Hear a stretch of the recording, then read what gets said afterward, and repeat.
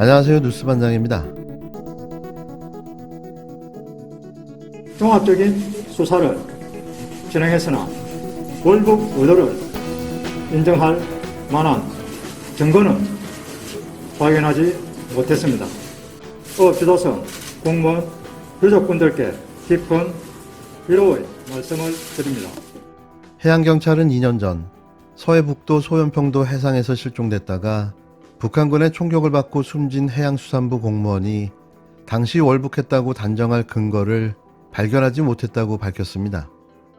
인천해양경찰서는 16일 2020년 9월 인천시 용진군 소연평도 해상에서 실종된 뒤 북한 해역에서 총격으로 사망한 해수부 서해어업 지도관리단 소속 어업지도원 이모 씨의 월북 의도를 찾지 못했다고 브리핑했는데요. 이 같은 언급은 군 당국의 첩보와 피해자의 도박빚을 근거로 이모 씨가 자진 월북했다고 밝힌 2년 전 중간 수사 결과를 정권이 바뀌자 해경 스스로 180도 뒤집은 것이어서 주목됩니다. 이로써 해당 사건의 정확한 진실 파악을 위한 진상 규명이 불가피함은 물론 진실 게임을 위한 정치적 공방이 가열될 것으로 보여지는데요.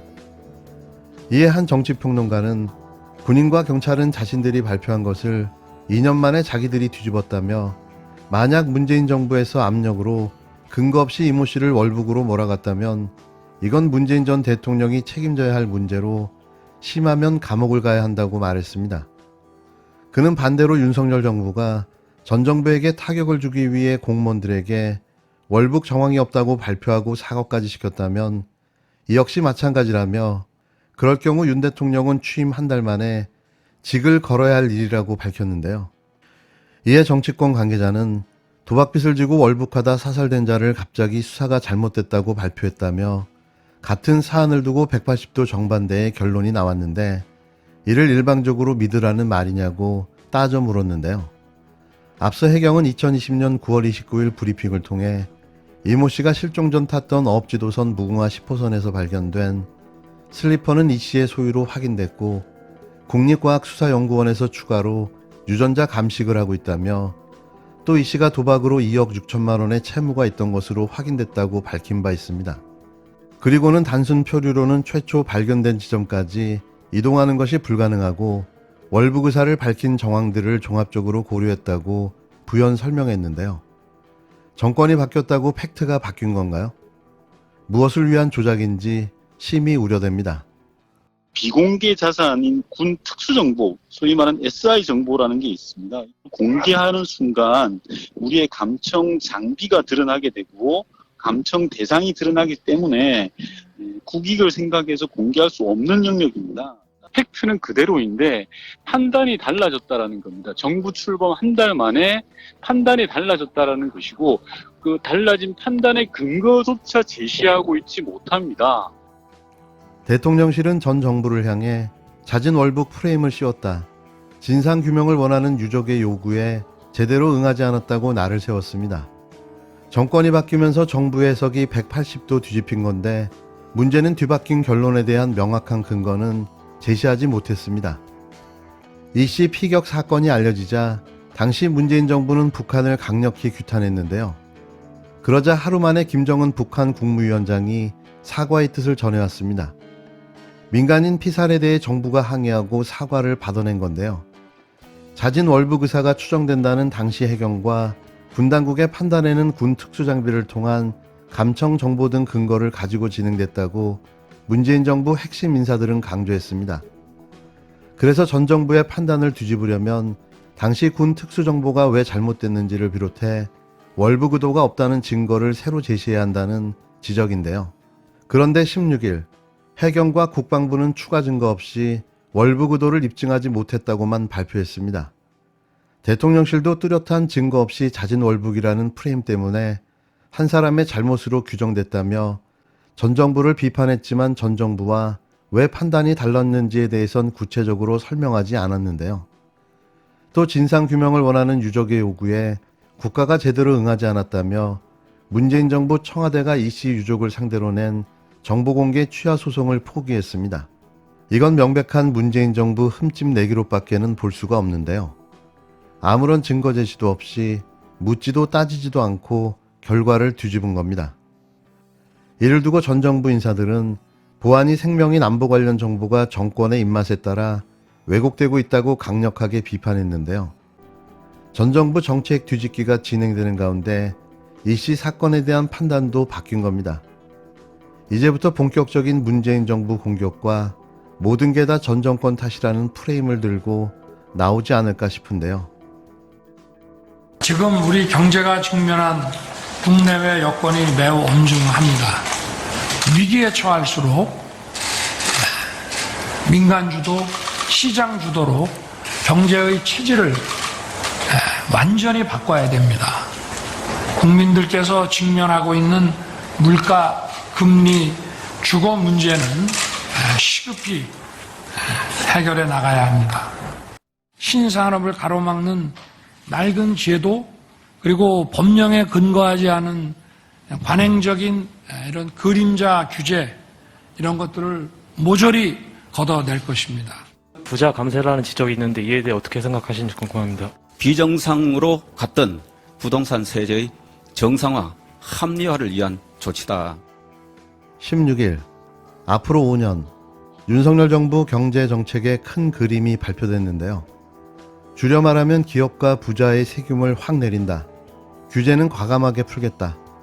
그래서 민간 주도로 경제를 끌고 가겠다. 이런 겁니다.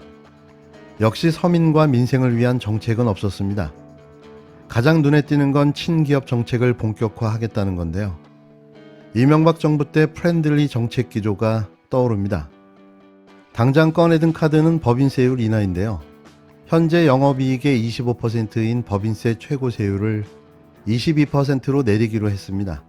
최고세율 25%를 적용받는 기업은 영업이익 3천억 원 이상, 전체 기업의 0.01%인 80개 정도인데요. 대기업들이 가장 큰 혜택을 보게 된 겁니다. 또 기업을 자식들이 물려받을 때 내는 상속 증여세 납부를 밀어주거나 공제 한도를 늘려주기로 했는데요. 고액 자산가들에게 매기는 주식 양도세도 대폭 없애기로 했습니다. 지금은 한 종목 10억 원 이상 가진 사람들에게 세금을 매기는데 앞으로는 한 종목 100억 원 이상 가진 사람만 세금을 매기겠다는 건데요. 주식으로 5천만 원을 넘게 번 사람에게 내년부터 매기기로 한 금융투자소득세도 2년 더 미루기로 했습니다. 그냥 부자를 위한 나라를 선포한 거죠. 여기엔 서민과 중산층을 위한 대책은 단 한 개도 존재하지 않았는데요. 기후가 우려로 바뀌는 순간이었습니다. 중대재해처벌법 같은 기업인들에 대한 처벌도 행정처분으로 바뀌거나 형량을 줄여주기로 했는데요. 정부의 이런 정책 방향은 기업과 자산가들의 투자를 늘려 경제를 민간 주도로 끌고 가겠다는 뜻이라는 겁니다. 윤석열 대통령도 기업인들과 만난 자리에서 규제 혁파를 강조했는데요.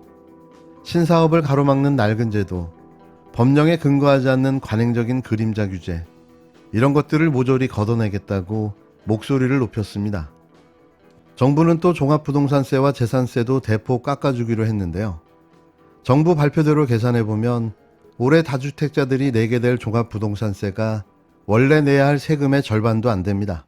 부자 감세 논란이 불가피해 보이는데요. 종합부동산세를 깎아주기 위해 동원한 방법은 공정시장가액 비율 조정입니다. 공정시장가액 비율, 이명박 정부가 종합부동산세를 깎아주기 위해 도입해 과세를 80%만 적용했는데요. 문재인 정부는 이걸 매년 5%씩 올려 올해 100%가 될 예정이었습니다. 새 정부는 이 비율을 한꺼번에 60%로 내리겠다고 밝혔는데요. 60%에 대해서만 세금을 매기면 세금은 더 떨어집니다. 서울의 공시가격 10억, 15억 아파트 두 채를 가지고 있는 다주택자가 올해 내야 할 종합부동산세는 5천만 원인데요. 그런데 새 정책을 적용하면 2,100만 원으로 절반 아래로 떨어집니다. 집값은 크게 올랐는데 세금은 오히려 작년보다 줄어든 셈인 거죠. 1주택 종합부동산세 대상도 현재 공시가 11억 원 이상에서 올해에 한해 14억 이상으로 올리기로 했는데요. 정부는 법 개정을 해 내년 이후에 보유세율을 아예 내리겠다고 밝혔습니다. 지난해 종부세 대상은 개인과 법인을 합해 94만 명, 전체 국민의 1.7%였는데요. 종부세 납부액의 89%는 다주택자와 법인이 부담했습니다. 정부는 세제 정상화라고 밝혔지만 역시 비판이 쏟아지고 있는데요. 종부세를 깎는 건 시행령만 바뀌면 되는 거라 국회의 법 개정 없이 바로 시행할 수 있습니다. 결국 부자 감세, 셀프 감세를 스스로 자행하는 못볼 꼴을 보여주고 말았는데요. 어디에도 서민과 민생을 위한 정책은 없었습니다. 정부는 연일 급락하는 주식시장 그리고 한미 금리 역전으로 인해 환율 상승과 자본 유출에 미칠 영향도 분석하면서 금리 대책, 특히 가계부채와 자영업자 중소기업의 대출 이자 부담 증가에 대한 실효적인 대책을 마련하는 게 급선무입니다. 그런데 이 경제적 위기 상황에서 정부 여당이 꺼내든 첫 처방은 규제 완화와 법인세 인하 대책입니다. 인기 없이 흘러간 유행가를 또 틀기 시작한 것입니다. 이명박 정부의 규제 전봇대, 박근혜 정부의 손톱 및 가시와 달라진 게 하나도 없습니다. 더 심각한 것은 규제 완화를 위해 퇴직 관료 150명이 포함된 규제 혁신단을 만든다고 합니다. 규제를 권한으로 여기는 퇴직 관료가 각종 심사를 어렵게 만들면 더 많은 규제가 양상되는 거나 아닌지 모르겠습니다. 또한 물가 폭등, 주가 폭락, 금리 인상으로 국민들이 전 일상에서 직격탄을 맞은 만큼 재벌 대기업 챙기기보다 민생이란 급한 불부터 꺼야 합니다. 추경호 부총리는 어제 고통이 더 큰 서민과 취약계층을 위한 대책을 집중 발굴하겠다고 했는데 성장률이 예상보다 떨어져 초과 세수조차 제대로 확보될지 의문인 상황에서 법인세 인하로 세수가 줄면 무슨 재원으로 서민과 취약계층을 지원하겠다는 것입니까?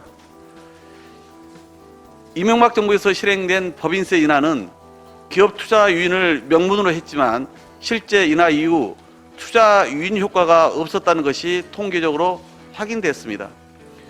고물가, 고금리, 고유가 문제가 심각한 상황에서 법인세 인하는 엉뚱한 처방이고 결국 그나마 돈을 벌고 있는 재벌 대기업에 편향된 정책일 뿐입니다.